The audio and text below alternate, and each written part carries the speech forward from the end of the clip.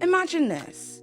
You are one of the highest selling female rappers in history, widely hailed as the queen of your era, a force that redefined a male-dominated hip-hop world. Not only did you shatter glass ceilings, but you also inadvertently set the beauty standards for Black women, inspiring nearly 2 decades of evolving beauty trends. You can have any man in the world, and your very existence is what many people aspire to be and call goals. Yet when it comes to choosing your partner, you decide on somebody who has an extremely dark and troubling past, tied to gang affiliations, violent crimes, and offenses, and your decision sends shockwaves to the fan base it is that you've built, leaving some disillusioned and some questioning your legacy. Welcome to the world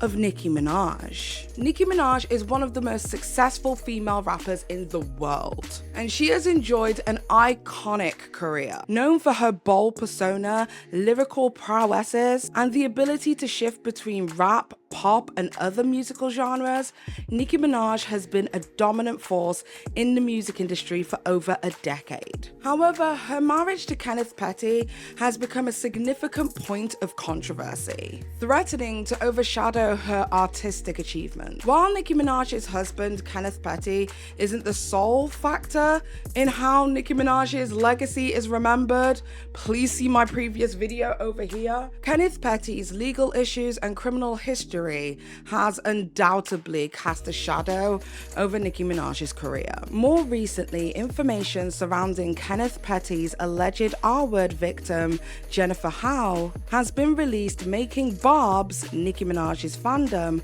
worry about the outcome for Nicki, her own fans realizing that she may have lied to her audience directly about the details surrounding this 20-year-old case. Today, we take a look at all of this in today's video update, which is full of ups and downs.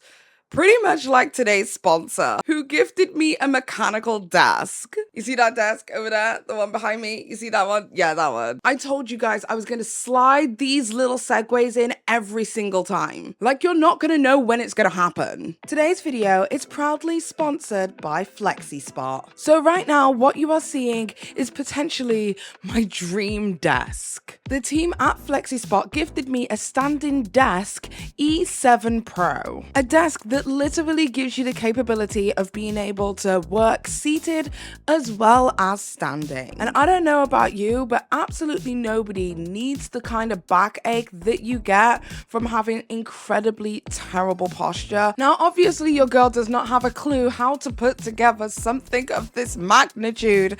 So I asked my husband to help me out because, I mean, I just got my nails done. And these hands were definitely not made for manual labor. How you doing, Gareth? Yeah, good. I'm just putting the balance and everything to the desk. I'll wait until it's all done. Yeah, so I think it'll fit well, and I think it'll work well.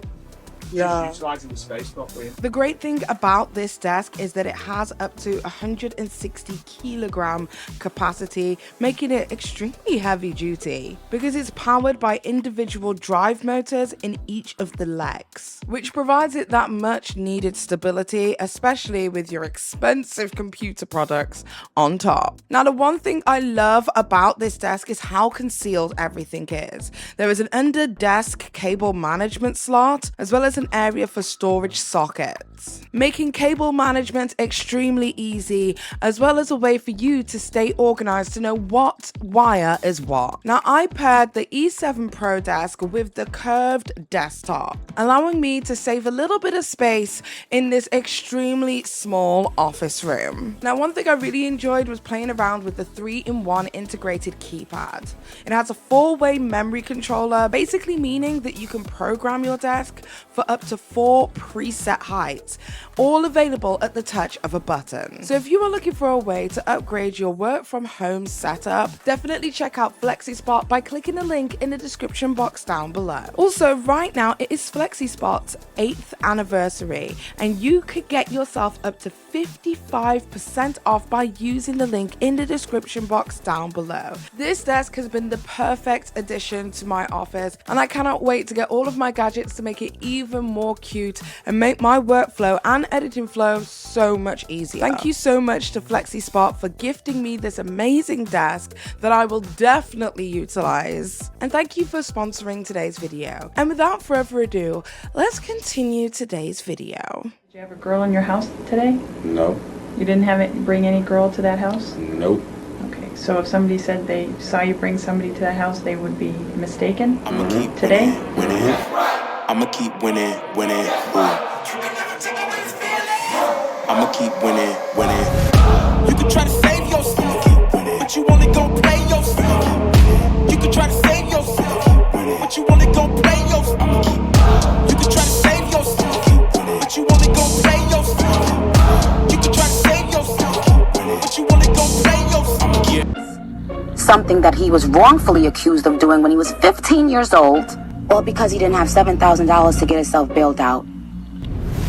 Because when you in the hood at 15, you don't have that kind of money, neither does your family. But right is right. You should have never married him.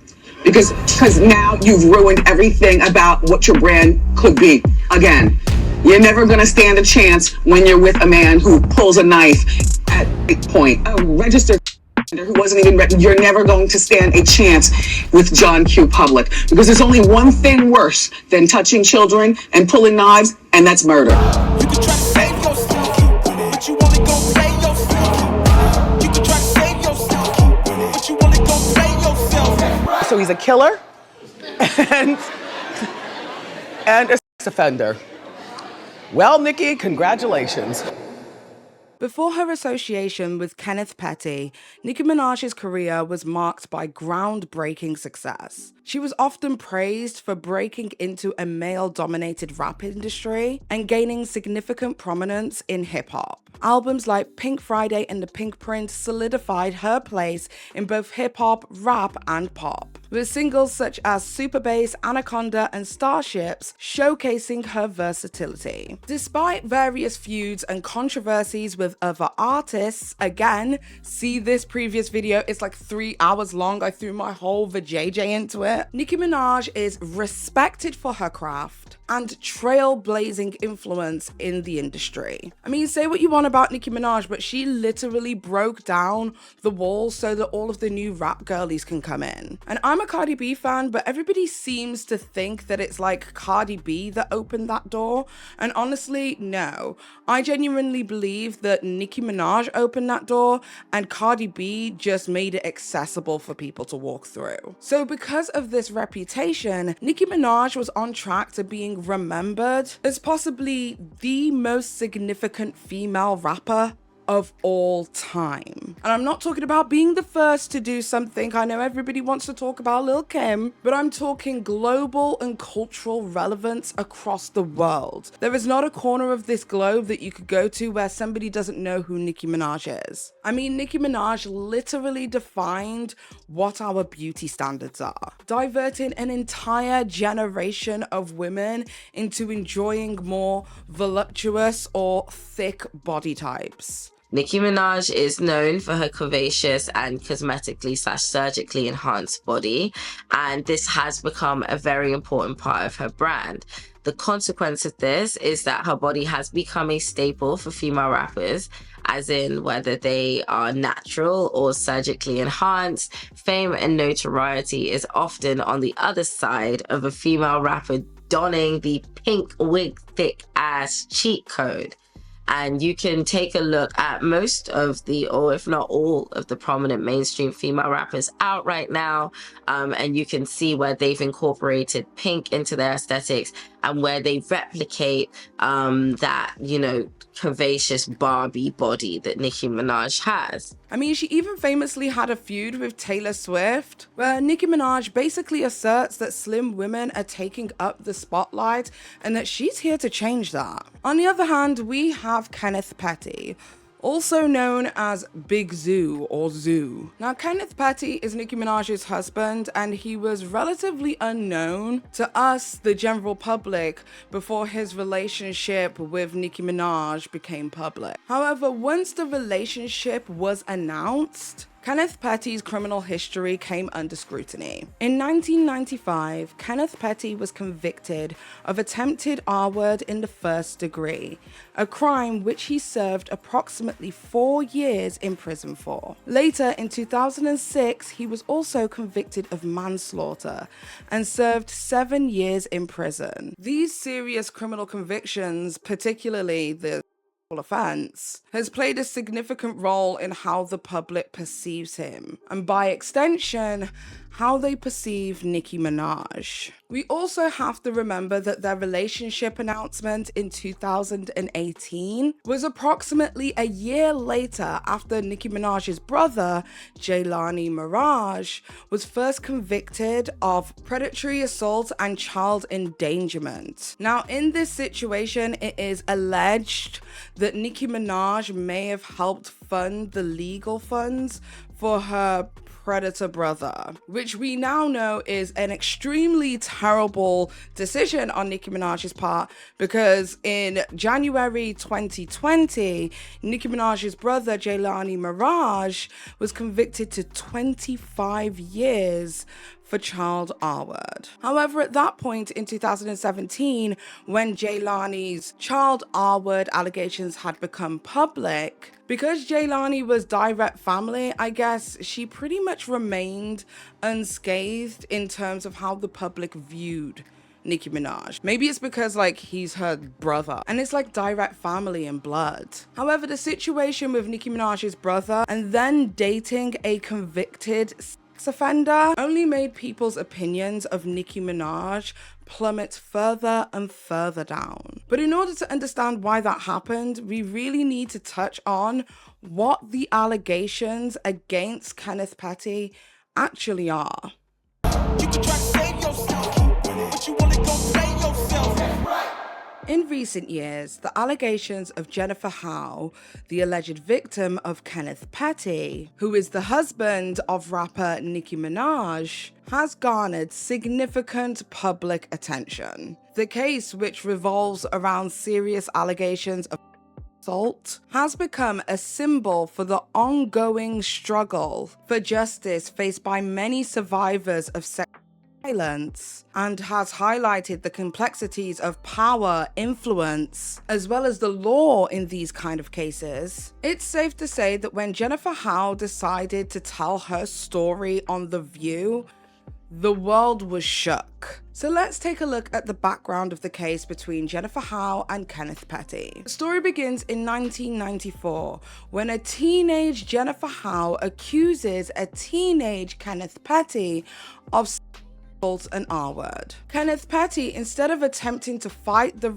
allegations, decided to take a plea deal, and Kenneth Petty was then subsequently charged with the attempted R-word of Jennifer Hough in 1995, serving 4.5 years in prison. The court case basically rested on Jennifer's testimony, where she alleged that Kenneth Petty assaulted her at knife point. Although Kenneth Petty denied the charges and insisted that the was consensual, he was still convicted of attempted R-word, and his as well as Jennifer's lives were changed forever. All I could do was hold my pants like this, as tight as I can. I don't know why it didn't dawn on me to like really fight. I just held on to my pants, and he'd hold my arms down, and he squeezed the sides of my stomach so hard. And so I'd let go, and as soon as I let go, he'd grab my pants. It was like a tug of war. After a while, I just got tired. After the sentence, Kenneth Petty moved on with his life. He ended up being arrested numerous different times and was convicted for one crime that he served 7 years for, which was manslaughter. Yes, that's right, Kenneth Petty killed a guy unintentionally for legal reasons. And he eventually went on to marry Nicki Minaj in 2019, one of the most famous female rappers of all time. The connection to a high-profile celebrity like Nicki Minaj brought renewed attention to his past, particularly when Kenneth was arrested again in 2019 for failing to register as a This is when he moved into his California mansion with Nicki Minaj in the Hidden Hills. Well, this legal requirement to register as a first-degree offender stems from his conviction in 1995, leading many fans to question the complexity of his legal status. After that incident, the 1994 case really didn't have any spotlight at all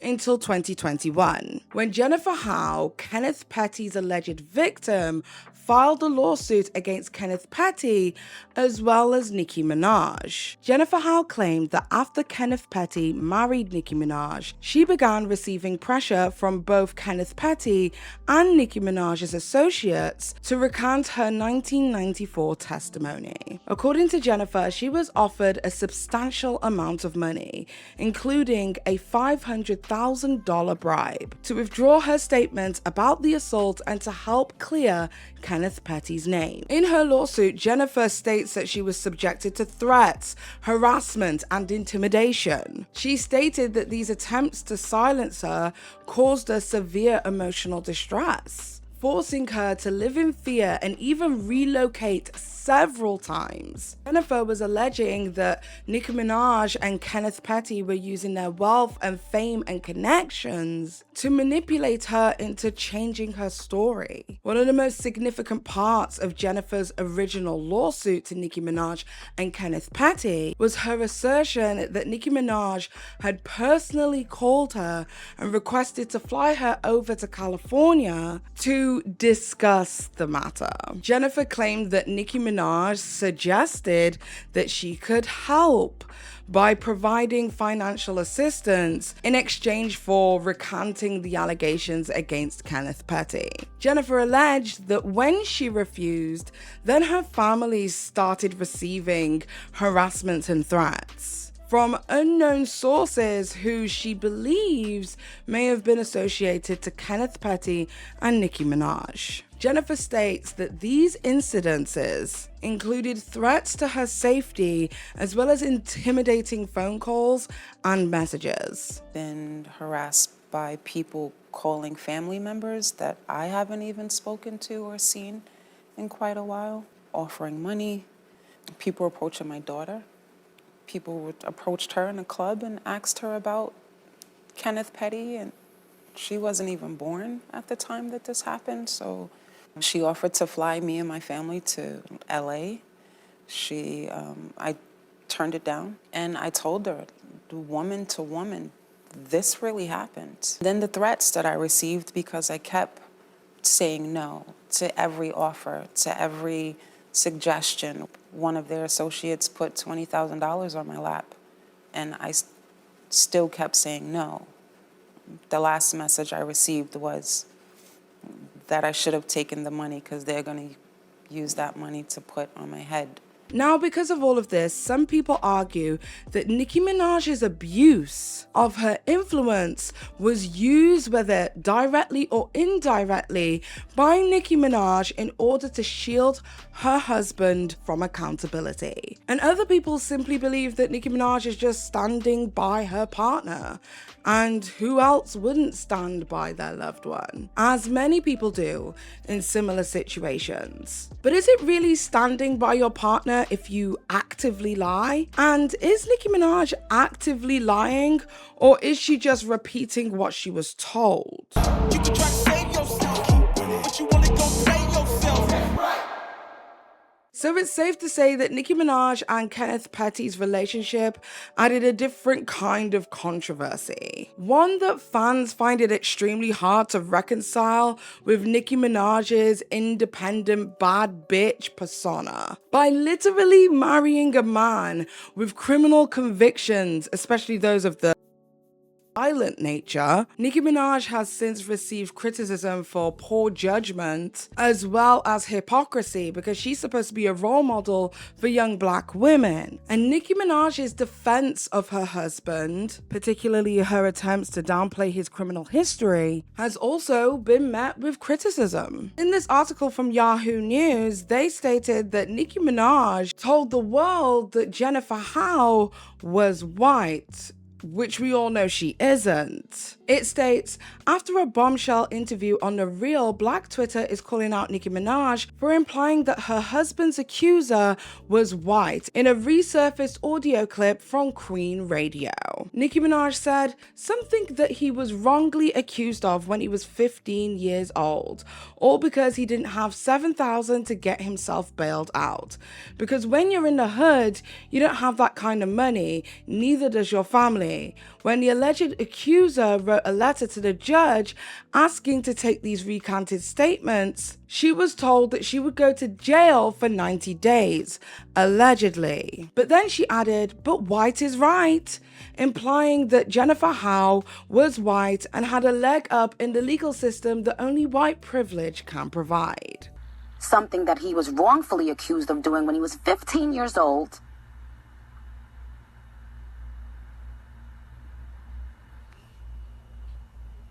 All because he didn't have $7,000 to get himself bailed out. Because when you in the hood at 15, you don't have that kind of money, neither does your family.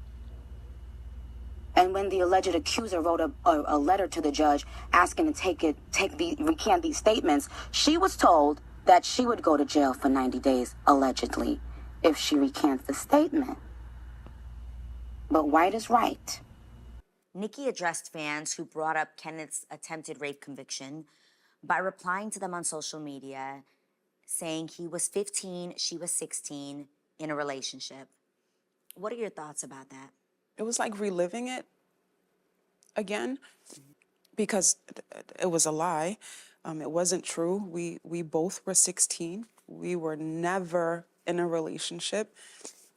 I just felt woman to woman. I was wrong of her because I don't know you and you don't know me to know that statement you put out to the world to be true. You have 150-something million followers on. They all believed it. It hurt coming from another woman. I mean, just the girl thing, you know? Many people believe that her actions demonstrate a willingness to overlook serious issues in favor of personal loyalty, which kind of undermines her credibility when it comes to women empowerment. And this has led to a rift between Nicki Minaj and a segment of her fan base. If you go onto Twitter, it's not hard to see that Nicki Minaj fans kind of compartmentalize the situation with Kenneth Petty and essentially disassociate Nicki Minaj from the allegations levied against her husband. It's quite clear to see that there is a large portion of Nicki Minaj fans who don't support her relationship with Kenneth Petty. I mean, here on the screen is one of the tweets that I found from one of Nicki Minaj's biggest supporters. As in, Nicki Minaj follows this person on Twitter and will frequently have conversations with them. Now, whilst what is being said here is extremely vile, especially as it pertains to Nicki Minaj's son, it kind of does demonstrate how many of Nicki Minaj's fans feel about her relationship with Kenneth Petty. This message is for Nicki Minaj. I hope this finds you, you fat, funky, freaky. You sat up there and said that lady was lying. Hold on, ho. I would have rather your funky, freaky ass sit up there and say that you didn't give a f about marrying a man that was a other than to sit up there and call your man a woman 30-year-old T. And then try to lie and say that the woman was a white woman and compared your husband to Emmett Till. There's a special place of hell for you. And since you're like, it's no way, ho, I hope that you motherfucker know that you're going to hell, you funky. You a weirdo. F you and your family, bitch. Nicki Minaj. And that's how the I feel. So why are we talking about it? I already mentioned this story in a video I did several months ago. Why am I bringing it up again today? Well, that's because several days ago, Kenneth Petty's 1994 interview with the New York Police Department was made public. You can try to save yourself, but you wanna go play yourself. On the 26th of August 2024, a YouTuber by the name of Conscious TV posted a 20-minute video with the 1994 police interview that was conducted by the police department with Kenneth Petty 30 years ago. Now, in this section, I'm basically going to be highlighting some of the inconsistencies between Kenneth Petty's statements in the 1994 interview he had with the police and some statements he said since throughout his present legal battle with Jennifer Hough. Now, we are to believe that this 1994 interview was a voluntary interview done by Kenneth Petty in the presence of his father. The police interviewer asks numerous different questions before showing Kenneth Petty the evidence it is that they have against him. The evidence that actually directly lines up with Jennifer Hough's version of events. Now, the main point that Kenneth Petty makes in this video is that he asserts that he never engaged in any kind of encounter between himself and Jennifer Hough, and that the last time the pair had slept together consensually was in 1993, which in 1994 would have been the year previous. I must have said something wrong, got my face today that must have made her upset enough for her to call rape on me. Because I did not touch that girl, man. Well, you had sex with her before, you said. Yeah. When was that? Last year. And did you have a relationship? Yeah, it was a little relationship, you could say. Like how long? It was like 2 months, 3 months. However, Kenneth Petty, in my humble opinion, lied about his encounter with Jennifer Hough. Jennifer's claim of battery, assault, and intimidation from back in 2021, Kenneth Petty's attorneys made a rebuttal in a very interesting statement. They stated, "I never R-worded the plaintiff, and I deny her accusations of R-word contained in the amended complaint."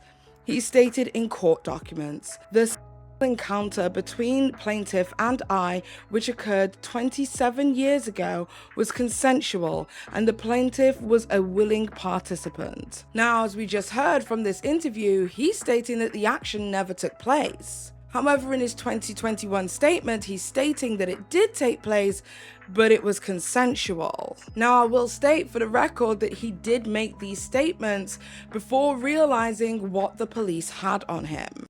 Now, did you have sex with Jennifer today? You have to answer out loud. No. When was the last time you had sex with her? Last year. 93. Did you have sex with anyone today? No. In that room, did you have a girl in your house today? No. You didn't bring any girl to that house? Nope. Okay, so if somebody said they saw you bring somebody to the house, they would be mistaken? Mm-hmm. Today? Mm-hmm. When was the last time you had a girl in that house?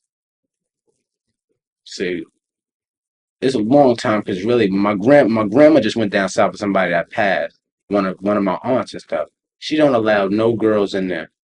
Okay, where did you and Jennifer have your relationship when you were having a relationship? Oh, we was at my other friend's house. Where's that? I think it was on 147 on Rockaway Boulevard. And what's that friend's name? Jamel. And you and Jennifer would go to Jamel's house? Mm-hmm. And that's where you had sex? Mm-hmm. Did you ever go to her? You have to answer out loud. Yes. Did you ever go to her house? Yeah. Yes. Did you ever go to her house and have sex there? No. Okay. Did you ever bring her to your grandmother's house and have sex there? No. Never? Never. Now, when the Officer Booth saw you today and he asked you how old you were, you told him you were 14. Mm-hmm. You have to answer. Yes. Okay. Oh, yeah. How old are you? I'm 16. So you lied when you told him you were 14? Yes. Why did you do that? Because I didn't know what was going on, man. When was this? Today. Okay. What do you mean you didn't know what was going on? I didn't know what was going on. Why should I tell him everything when I don't even know what's going on? I'm trying to ask him a question and he like, how old are you? You know, I was like, I'm 14. Okay, but you're stating that you did nothing wrong today, right? Yes. Okay, but you lied when he asked you. Yes, I did lie. Yes. Okay. And you've been arrested before? Yes. And you know that they ask you those questions Yes. for certain reasons? Yeah. And your mother went over with the police officer and with me to the house. And in the bedroom in which you sleep, did you keep a knife in there? Yes, there's little things and dishes in there. Okay. And what's the knife in there for? The downstairs is messed up. Plaintiff was crying the whole way up the stairs, pleading for her life, absolutely terrified about what would happen to her. Petty brought plaintiff to his filthy, cluttered, disgusting bedroom. Upon information and belief, the attached exhibit photos are of the filthy room where Petty proceeded to arbor the plaintiff. What do you mean? The kitchen is messed up. It's like we got all the cups and stuff is in our room basically. Okay. And there was a knife in there? Yes. And it was on the dresser? Nah, it was in a little bucket. It should be a little bucket on my dresser with a whole bunch of pots and a whole bunch of stuff. Is this the knife that was in your room? Yes. Okay. And on your dresser? Yes. Okay. It shouldn't have been on my dresser though. Can you get that? Hold it, sorry. After being threatened with a knife to her stomach, the plaintiff had no fight. Seeing no escape inside, the plaintiff did the only thing she could do to save her life, give in and hope that the R word will be over quickly. Once Petty got off plaintiff, he stood in the mirror and beat his chest saying, I'm the man, repeatedly. Do you recognize this bottle? Yes. Huh? Yes. Where do you recognize that from? What I recognize it from? Yeah. From my aunt. Okay. In your bedroom? Yeah. Okay.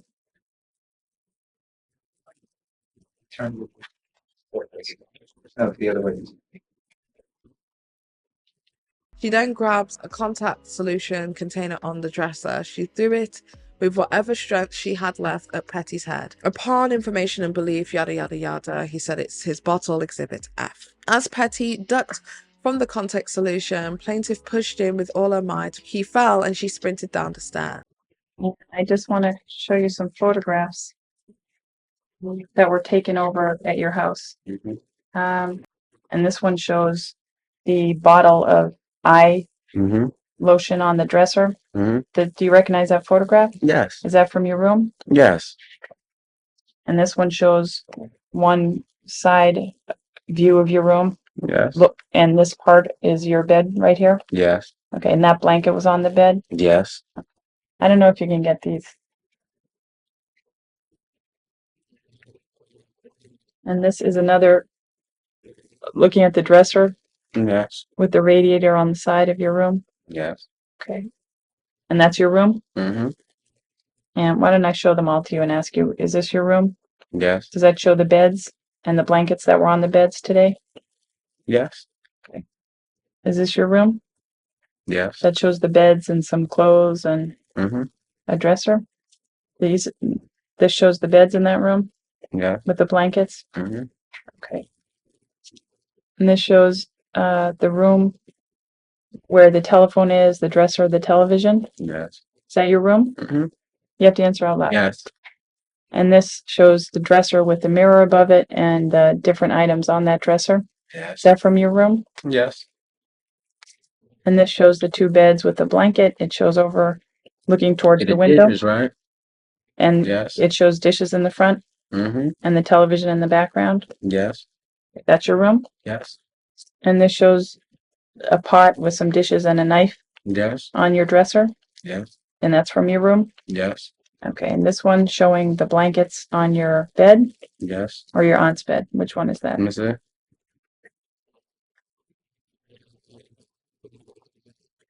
Well, they're close together, right? They're two single beds pushed together? No, this is my bed right here, I think, 'cause that's my clothes over there. All right. Now, once the police revealed the pictures and evidence it is that they had gathered, where Kenneth vocally agreed to the fact that these were his items and this was his surroundings, this in turn directly corroborated Jennifer's allegations of what took place. Because how would she know about the knife, the contact lens solution, the layout of your room? Because Kenneth Petty also stated in this interview that Jennifer had never been to his home, and that when they dated back in 1993, they used to have relations at his friend's house. Okay, where did you and Jennifer have your relationship when you were having a relationship? Oh, we was at my other friend's house. Where is that? I think it was on 147 on Rockaway Boulevard. And what's that friend's name? Jamel. And you and Jennifer would go to Jamel's house? Mm-hmm. And that's where you had sex? Mm-hmm. Did you ever go to her? You have to answer out loud. Yes. Did you ever go to her house?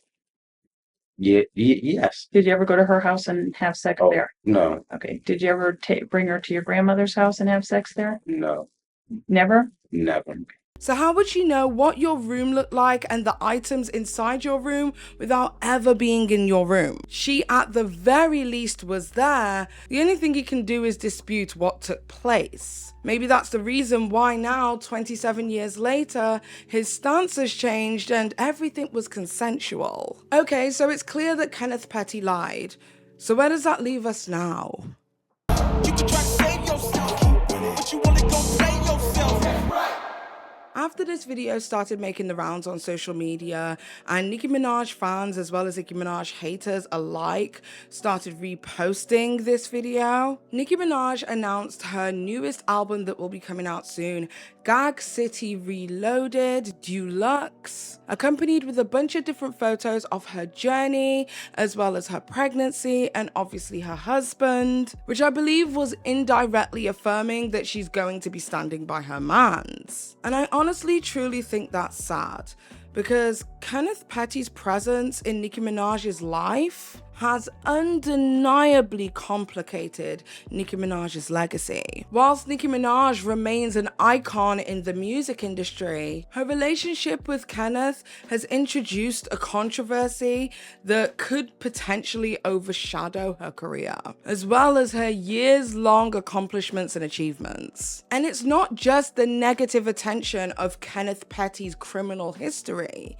It's also Nicki Minaj's defense of him that has tarnished her public image, I believe, forever. I mean, Wendy Williams said it best. You should have never married him because now you've ruined everything about what your brand could be. Again, you're never going to stand a chance when you're with a man who pulls a knife at rape point, a registered offender who wasn't even you're never going to stand a chance with John Q. Public, because there's only one thing worse than touching children and pulling knives, and that's murder. By the way, he did go to jail for manslaughter. And as time goes on, I think it'll be extremely difficult for Nicki Minaj to separate her legacy from the controversies surrounding her marriage. So whilst Nicki Minaj, growing up for me at least, was like the queen of rap and the queen of the internet's heart, she is now just undoubtedly the queen of rap. But this does make me worry whether people will remember Nicki Minaj as the queen of rap, a trailblazer, somebody who opened up doors, an industry expert, a marketing queen who knew how to utilize the fandoms of the early 2010s. I mean, we could go as far as to say that Nicki Minaj has truly shown the world how important it is to have a strengthened connection with your audience through social media and how impactful that can be to sales. Are you a Nicki fan? What? Am I a Nicki fan? Pull up in the Sri Lanka. What? I mean, how many times have we seen somebody who has that one good song go viral on TikTok and not go anywhere else? Nicki Minaj, I would honestly say, is the sole reason why record companies see so much value in internet celebrity. But despite knowing that she has changed not just the hip-hop industry, not just the rap industry, not just the pop industry, but the music industry as a whole, I'm unsure sure whether she will be remembered for those amazing traits, those amazing attributes, those amazing things it is that she has brought into this world and has popularized and revolutionized. I'm worried that she will be remembered not just by her social media feuds, but by her associations. The reason I make these Nicki Minaj videos is because I grew up a fan, like such a huge fan. So it is like so sad to me to see the legacy of somebody who I truly respected crumble. Ugh, all because of a man. Anyway, that is about it from me for today. I'm so sorry, my voice has literally been going throughout this video. So if I sound croaky now and I sounded really upbeat at the beginning, I am so freaking sorry. This was just a little bit of an update on the whole situation with Nicki Minaj. I intend on doing a much bigger deep dive on Nicki Minaj at some point. I also want to say a massive thank you for all of the support on the previous video. It got demonetized. So to see those kind of numbers from a demonetized video honestly literally warms my heart. So thank you guys for tuning in, even if I'm not making any money, girl. And with that being said, it has been your girl, Paige Christie, and until next time, it's been Paige.